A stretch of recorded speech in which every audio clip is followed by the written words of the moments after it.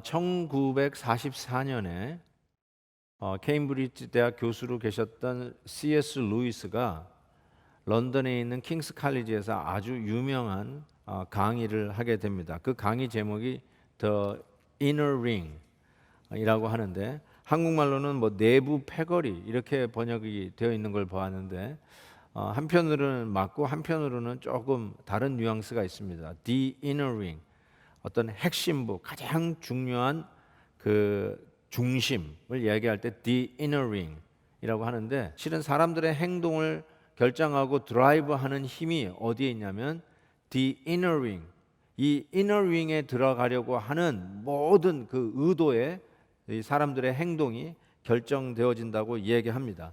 내부의 핵심에 들어가고자 하는 그 욕구, 그래서 외부자로 남기를 두려워하고 오히려 안에 들어가서 인사이더가 되고자 하는 그 모든 것들 때문에 지금 우리가 하는 모든 일들을 하고 있다라고 이야기를 하죠. 그러면서 아주 유명한 인용구, 코테이션을 남겼습니다. 뭐라고 얘기했냐면 Until you conquer the fear of being an outsider you will remain. 아웃사이더가 되는 두려움을 극복할 때까지는 당신은 여전히 아웃사이더로 남을 것이다 라고 이야기를 했습니다.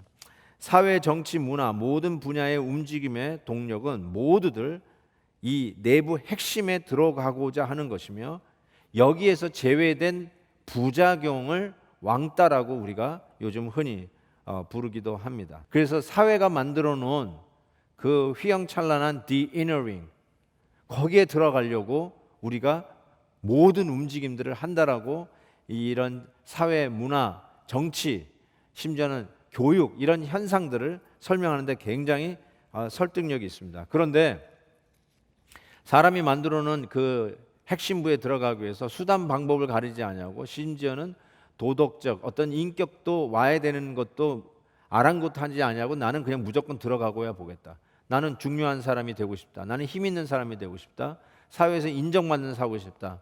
사람들 생각하기에 저 사람이야말로 핵심에 있는 사람이다. 이 얘기를 듣고 싶다는 것이죠. 그러기 위해서 그 노력을 한다면 이 한국말로 번역한 내부 패거리, 정말 이것이 패거리 짓이라는 것이죠. 근데 크리스천들은 핵심에 들어가기 위해서 수단 방법을 가리고 노력하고, 심지어는 하나님의 힘을 빌려서 거기에 들어가려고 노력하는 자들이 아니라는 것이죠. 오히려 이 C.S. 루이스는 킹스 칼리지 그 학생들에게, 대학생들에게 뭐라고 얘기하냐면 자기가 맡은 일을 최선을 다하라는 거예요. 사회가 만들어 놓은 그 핵심에 들어가기 위해서 그 수단 방법 가리려고 패거리 짓 하지 말고, 정치도 다 그거 아니에요? 정치가 왜 자꾸 타락합니까? 패거리 짓 하잖아요. 어쨌든 학생들에게 뭐라고 얘기하냐면 자기가 맡은 일을 최선을 다하라는 거예요. 하나님이 나에게 맡겨주신 일을 최선을 다하면 어느 순간에 내가 이너링에 들어가 있는, 핵심에 들어가 있는 것을 발견하게 될 거예요. 안 그렇습니까? 회사에서 열심히 일하면 회사에서는 없어서는 안 될 사람이 될 거 아니에요. 회사에서 없어서는 안 될 사람이 되면 그 자체로 그 사람이 핵심에 들어가게 되는 거예요.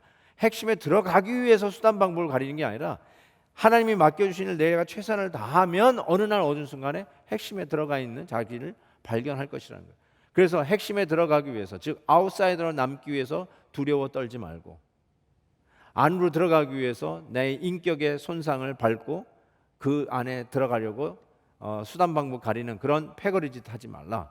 기독교인들은, 예수 믿는 사람은 그 일로부터 자유한 자들아. 실은 이게 왜 중요하냐면, 어떻게 우리가 자유할 수 있냐면 우리는 진짜 inner ring에 들어간 사람들이거든요. We are the ones who are in the inner ring of the inner rings. 내부자 중에서도 최고 내부자, 핵심에서도 가장 핵심에 들어간 자들이 우리 크리스천들이에요. 어떻게 할 수 있냐고요? 우리가 하나님 안에 있잖아요. 진짜 inner ring은 우리 하나님이잖아요. 하나님으로부터 인정받고 하나님으로부터 받아들여진 자, 그 안에서 오는, 그래서 세상이 만들어 놓은 그 inner ring의 유혹에서부터 자유롭고, 그 안에 안 들어가도 아웃사이더가 돼도 I'm okay, free from the fear of being outsider.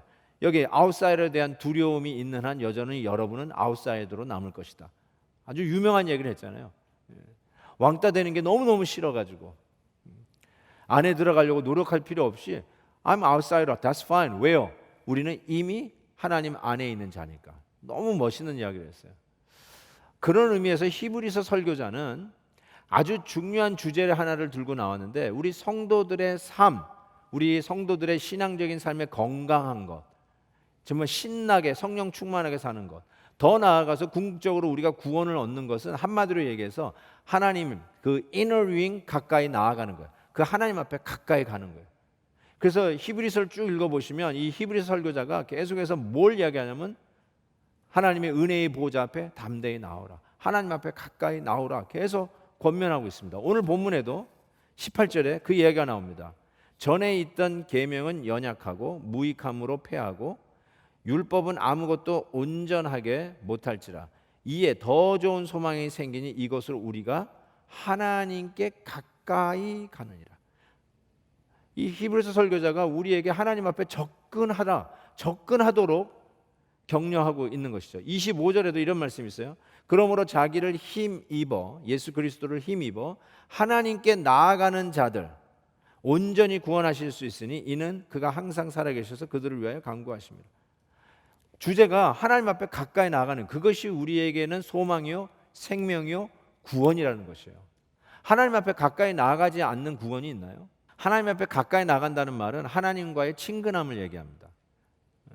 사람끼리도 우리도 알아요. 저 사람끼리 친한지 안 친한지 알잖아요. 실은 부부가 친한지 안 친한지도 알아요. 저 부부는 안 친한 것 같아. 알 수 있어요. 근데 사람끼리도 서로 친한 거 아는데 하나님하고 친하냐고요. 그리고 이거는요, 저 사람이 하나님하고 친한지도 알 수 있어요. 적어도 저는 느껴요. 제 아내가 하나님하고 친한지 안 친한지 알 수 있어요. 모 장로님이 하나님하고 친한지 안 친한지 저 느낄 수 있어요. 얘기하다 보면 알아요. 우리 교회 안수 집사님하고 얘기하다가 정말 하나님하고 친한 걸 그냥 느낄 수 있어요. 왜 못 느껴요? 하나님이 인격천인데. 그래서 하나님하고 친한 거를 얘기해요. 이게 굉장히 중요한 말입니다. 하나님과 친하신가요? 아니면 나는 하나님과 친한다는 말 오늘 처음 들어봤습니다. 그럴 수 있습니까? 혹시 그런 질문을 던지실 분도 계세요. 그냥 하나님은 저 하나님으로 저기 계시고 나는 내 할 일을 하겠습니다. 나 하나님의 존재를 인정합니다. 하나님 살아계신 거 인정합니다. 근데 하나님과 친하다고요? 나 그런 말 처음 들어봤는데요. 그럴 수 있나요? 근데 오늘 히브리 설교자가 뭘 얘기하냐면 우리가 정말로 붙들어야 될 게 무엇이냐, 우리가 생명력을 가질 수 있는 것이 무엇이냐, draw near to God, 하나님하고 가까이 나아가라는 거죠. 그래서 이 하나님 앞에 가까이 나가는 게 굉장히 중요한데, 실은 하나님께서 우리 인간들이 하나님 앞에 가까이 나오지 못하도록 금을 그어놨어요. 금을 그어놨어요. 우리도 그런 말 하죠. 저 사람과는 좀 선을 좀 그어야 되겠다. 우리도 이런 표현을 씁니다. 저 사람하고는 거리를 좀 둬야 되겠어. 여보, 저 사람하고 좀 거리 좀 둬. 가까이 지내다가 보니까 뒷담 하나 하고 험담이나 하고 거짓말이나 하고 손해를 끼치는 거예요. 그러니까 할 수 있는 말이에요. 우리 인간들끼리도 저 사람하고 좀 거리 좀 둬. 근데 실은 하나님께서 우리에게 거리를 두신 거 아세요? 아담과 하와가 죄를 짓고 나서 하나님과 실은 산보도 거닐 수 있었던 에덴 동산에서 쫓겨납니다. 에덴의 동편으로 쫓겨나잖아요.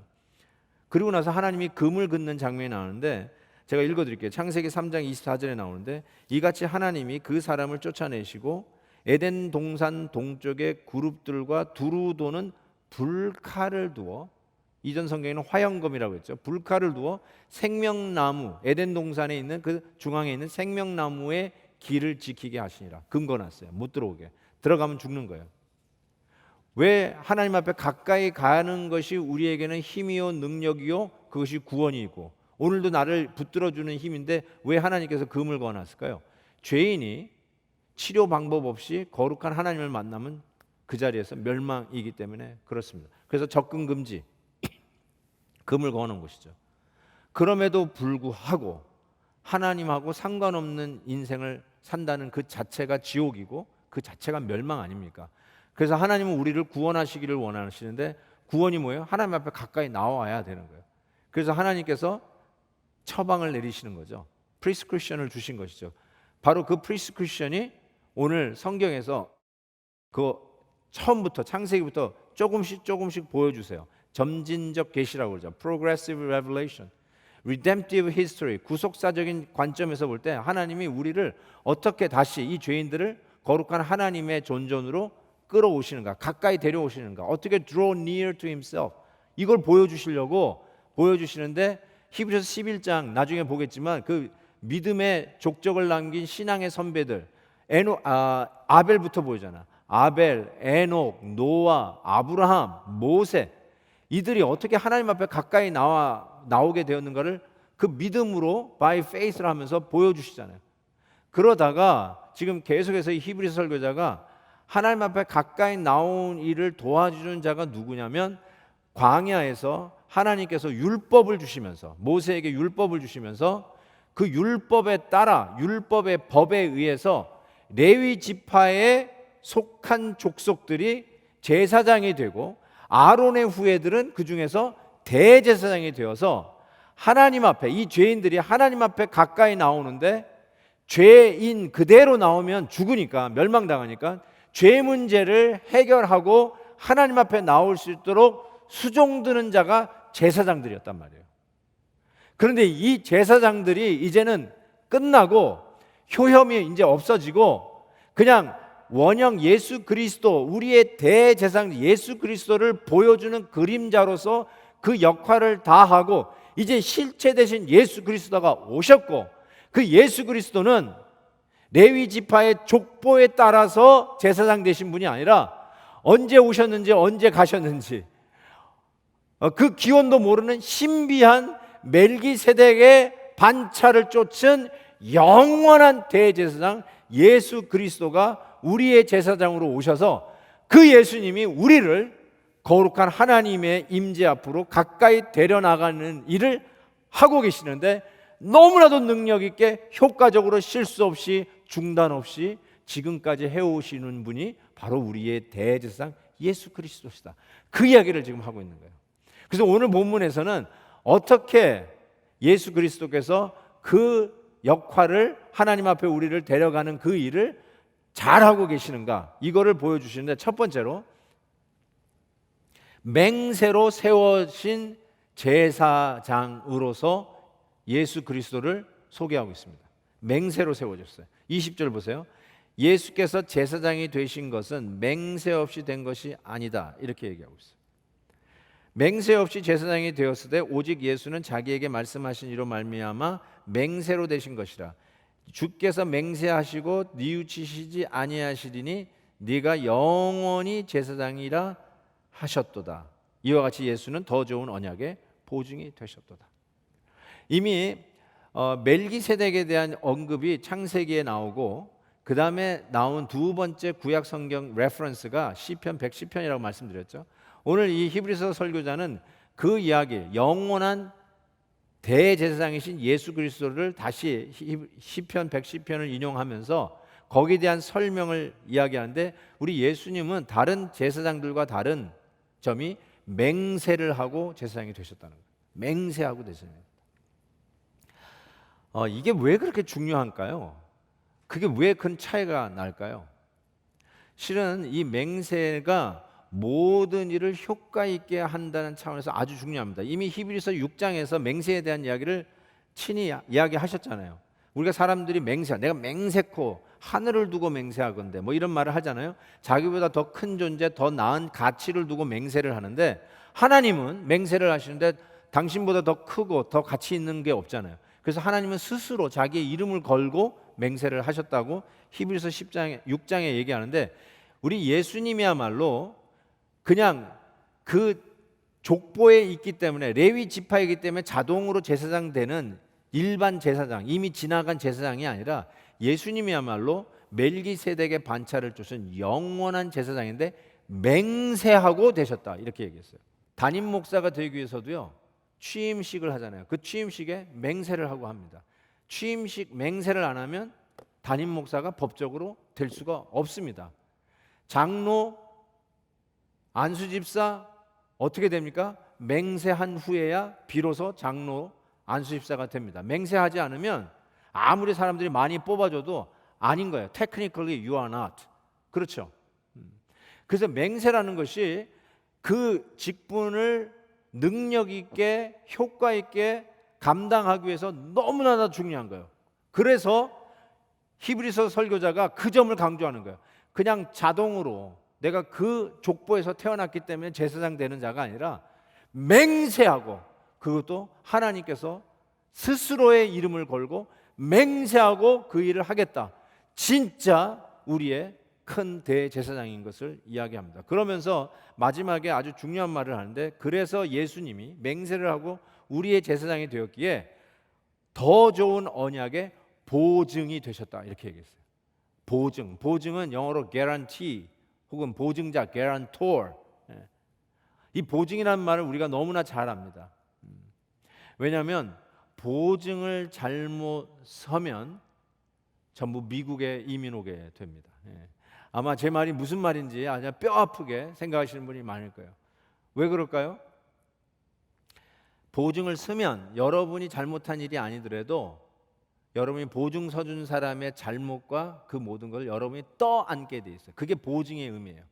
보증을 쓴다는 말은 내가 한 일이 아니라도 내가 보증 산 사람의 모든 실수와 과오를 내가 책임지겠다는 뜻이에요. 근데 예수님께서 정확하게 그 얘기 하셨어요. 내가 이 일에 보증이 되리라. 여러분의 실수를 예수님이 떠안겠다는 거예요. 여러분의 실패를 우리 예수님이 떠안겠다는 거예요. 우리가 어떻게 완벽할 수 있습니까? 아무리 결심을 하고 결심을 해도 이기심이 막 솟쳐 올라오고, 자기부터 위하려고 하는 이런 욕심들이 나한테 생기고, 물질적인 욕심도 생기고 말이죠. 세속적인 마음도 우리에게 수시로 들락들락거리잖아요. 그런 데서 우리가 늘 실패하는데, 그 여러분의 실패의 현장에서 여러분을 차버리지 아니하시고 맹세를 곧 우리를 위한 대제사장의 역할을 하시고 맹세코 우리를 하나님 앞에 가까이 데려가시겠다고 약속하신 그 주님께서 보증을 쓰겠다, 즉 여러분의 실수도 떠안겠다, 책임지시겠다 말씀하고 계시는 것입니다. 할렐루야죠. 너무 감사하죠. 그러면 두 번째로 히브리 설교자가 어떻게 우리의 대제사장 예수 그리스도께서 우리를 하나님 앞에 가까이 인도하실 수 있는가? 두 번째로는 중단 없는 효력의 지속성을 이야기하고 있어요. 중단 없는 효력의 지속성. 23절에 보면 제사장 된 그들의 수요, 그러니까 족보, 레위 지파의 족보에 따라서 자동으로 제사장 된 자들은 그들의 수요가 많은 것은 죽음으로 말미암아 항상 잊지 못함이로되 예수는 영원히 계심으로 그 제사장 직분도 갈리지 아니하시느니라. 무슨 뜻이죠? 여러분, 당시 헤롯 성전, 지금 이 이야기, 이 설교를 하고 있는 히브리서 설교자의 이 당시만 해도 예루살렘 성전이 그대로 버젓이 있었고 그 안에 제사장들이 버글버글했단 말이에요. 수요가 많았어요. 항상 한 1000명 이상의 제사장들이 늘 그 일들을 지금 수종 들고 있었던 그 당시인데, 다다익선이라는 말이 있지만 여기에는 통하지 않습니다. 이 수요가 많을 수밖에 없는 이유가 뭐냐면, 여기 뭐라고 그래요? 죽음으로 말미암아. 죽는 거예요. 인간 제사장들은 죽어요. 병도 나고 때가 되면 갈아야 돼요. 다른 후임이 와야 돼요. 그런데 예수님은 어떤 분이신가? 영원히 계심으로 그 제사장 직분이 갈리지 않는다. 바꿀 필요가 없는 거예요. 늘 그 자리에 계시는 거예요. 여러분, 우리가 매번 죽고 끝나고 하는 이 반복하는 수요 많은 제사장들처럼 예수님 앞에서 자꾸 재계약을 맺어야 된다고 생각해 보세요. 우리의 재계약이 되십시오. 1년마다 리뉴하는 일을 한다고 하십시오. 그런 예수님을 우리의 큰 대제사장으로 믿을 수 있겠습니까? 옛날 제사장과 지금 살아계시는 영원한 대제사장 예수 그리스도와의 이 비교를 통해서 우리가 옛날로 다시 돌아갈 이유가 없다라고 지금 이 설교자가 얘기하는 것이죠. 왜 다시 유대교로 돌아가느냐라는 것입니다. 예수 그리스도 안에 우리가 바라다 보던 실체가 우리에게 왔고, 그분이 우리의 영원한 대제사장 되어서 지금도 우리에게 그 역할을 능력 있게 중단 없이 하고 계시고 지속적으로 하고 계시는데, 왜 그림자 사진과 같은 그 유대교로 다시 돌아가려고 하는가? 지금 그 이야기를 지금 히브리서 성도들에게 이 설교자가 이야기하고 있는 것이죠. 12절 보세요. 제사 직분이 바꾸어졌은즉 율법도 반드시 바꾸어지리라. 율법에 따라서 레위 지파의 제사장들을 세웠잖아요. 근데 실제 예수님이 왔으니까 이거 바꿔야 되는 거예요. 이제 무효된 거죠. 폐지된 거죠. 그림자의 역할로서의 역할이 끝난 것이죠. 13절, 이것은 한 사람도 제단 일을 받들지 않은 다른 지파에 속한 자를 가리켜 말한 것이라. 바뀐다는 게 뭐예요? 이제는 그 수요 많은 제사장 필요 없고 예수 그리스도 한 분, 대제사장, 한 번도 들어보지 못했던 멜기세덱의 반차를 쫓은 영원한 우리의 대제사장, 그분을 지금 이야기하고 있다. 그분을 바뀌는 걸로 충분하다는 것입니다.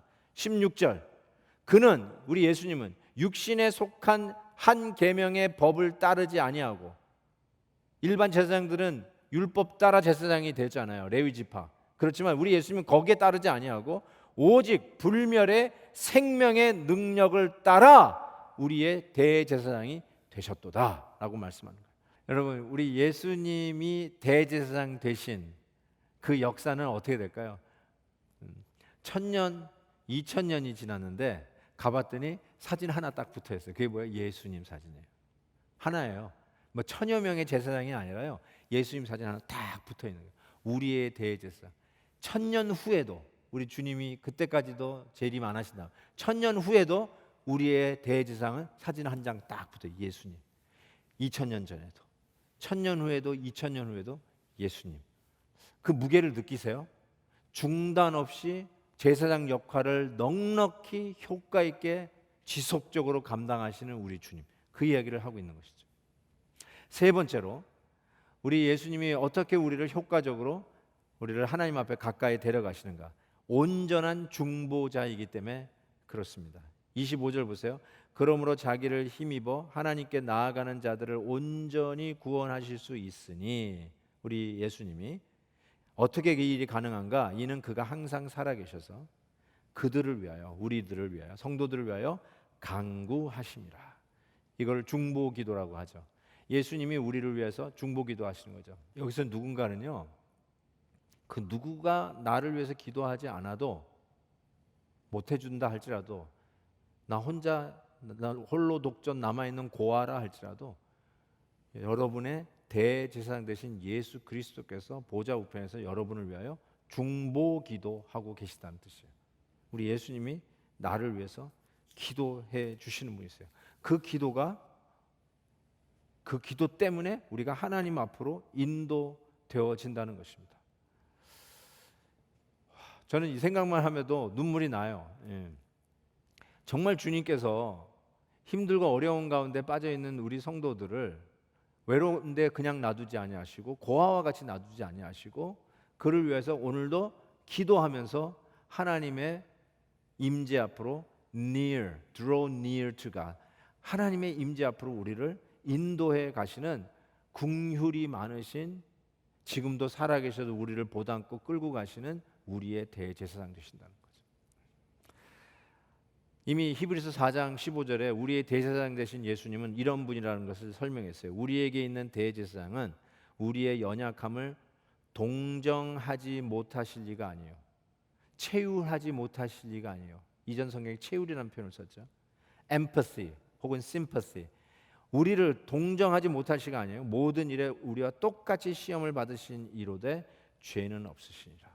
바로 이 풍성한 긍휼함을 따라 우리를 하나님 앞에 인도하셨고, 이 풍성한 대제사장의 따뜻한 사랑으로 우리를 하나님의 임재 앞으로 인도하셨고, 그 일을 가능케 하셨고, 하나님께서 온전하게 우리를 하나님 앞에 설 수 있도록 무흠으로, 하나의 디펙트 없이, 하나의 실수도 없이 우리 죄인들을 씻어 깨끗하게 하셔서 거룩한 하나님 앞에 나아오도록 하셨다라고 하는 것입니다. 그래서 26절에 이런 일들을 가능하게 하신, 우리를 위하여 중보기도 하시는 예수님은 누군가? 이 대제사장은 우리에게 합당하니 거룩하고 악이 없고 더러움이 없고 죄인에게서 떠나 계시고 하늘보다 높이 되시니라. 죄가 없으신 분이세요. 인간 제사장, 족보를 따른 제사장들은 그들도 실수하고 그들도 죄를 짓잖아요. 그렇지만 우리의 대제사장은 죄가 없으시되 정말로 순결하신 분이에요. 의식적으로 순결하신 분이 아니라 목욕 재개를 해서 깨끗하다고 인정해주는 의식적, 제의적 순결이 아니라 정말로 순결하신 분이란 말이에요. 죄를 모르시는 분이세요. 그 분이 우리의 대제사장이 되어서 우리를 온전하게 흠없이 죄인된 우리들을 죄를 씻어 하나님의 거룩한 임재로 near to God, 가까이 데려가시는 일을 넉넉하게 완수하시는 분이라고 설명하고 있어요. 이 세상의 제사장들은 27절 보니까 자기 죄를 위해서 먼저 드려야 돼요. 저 대제사장들이 먼저 자기 죄를 위하여 다음에 백성의 죄를 위하여 날마다 제사 드리는 것과 같이 할 필요가 없으니 이는 그가 단번에 자기를 드려 이루셨습니다. 단번에. 일반 제사장들은 자기도 죄를 지었으니까 자기 거를 위해서 먼저 해야 되고 그 다음에 남을 위해서 드리는 이 일들을 의식을 거듭 반복해야 돼요. 근데 예수님은 더 이상 그럴 필요 없고 한 번에 들어갔고 더 이상 올 필요가 없으니까 휘장을 갈랐다고 그랬죠. 휘장을 갈랐어요. 그리고 뒤돌아서서 웰컴, 너희들도 따라 들어와라. 하나님의 임재에 너희들도 담대히 나오라. 가까이 나오라. Come, draw near to God 이야기하고 있는 거죠. 여러분, 예수 그리스도 안에서 우리는 모든 것이 충분합니다. 예수 그리스도 안에 해답이 있고 예수 그리스도 안에 생명이 있고 여러분이 그렇게도 찾는 정답이 예수 안에 있습니다. 그런데 어디서 답을 찾기 위해서 방황하고 계신가요? 어디서 해답을 찾겠다고 머리를 디밀고 기웃거리고 계십니까? 예수님이 답인데 도대체 어디서 답을 찾고 계십니까? 예수님에게 가십시오. 예수님을 찾으십시오. 오늘도 영원히 우리의 대제사장으로 효과 있게 중단 없이 완벽하게 우리를 하나님 앞에 프레젠테이션 하시고 이끌어 가실 그 예수님 앞에 가서 도움을 구하십시오. 예수님 한 분만으로 충분합니다. 예수님 한 분만으로 그 모든 일 넉넉히 감당하고도 남습니다. 그래서 예수님께서 우리에게 말씀하십니다. 내가 곧 길이요 진리요 생명이니 누구든지 나로 말미암지 않고는 아버지께로 올 자가 없느니라. 나로 말미암지 않고는 draw near to God, 하나님 앞에 가까이 갈 자가 없다. 구원받을 자가 없다. 생명을 얻을 자가 없다. 능력을 얻을 자가 없다. 아무리 팬데믹 상황이라도, 아무리 첩첩산중 홀로 남아있는 외로운 곳이라 할지라도, 수많은 장애물이 우리를 방해하고 사탄이 오늘도 우리를 어떡한지 끄집어내려고 우는 사자와 같이 달려든다 할지라도 우리에게 필요한 것은 예수님 한 분으로 충분합니다. 우리의 가장 이너링, 핵심이 되시는 그 예수님 안에서 우리는 넉넉히 우리 하나님 아버지 앞에 담대히 그 보좌 앞에 나아갈 수 있습니다. 그것이 우리의 생명이고 힘이고 우리가 오늘도 살아가야 할 이유고 오늘도 주님 앞에 예배해야 할 정당한 이유라고 믿습니다. 우리의 모든 무거운 짐들, 우리 앞을 가로막고 있는 우리 장애물들 다 우리 주님 앞에 내려놓고 우리의 유일한 중보자 되시고 영원한 대제사장 되신 주님 앞에 나아가 하나님 앞에 가까이 나아가는 은혜가 있기를 바랍니다.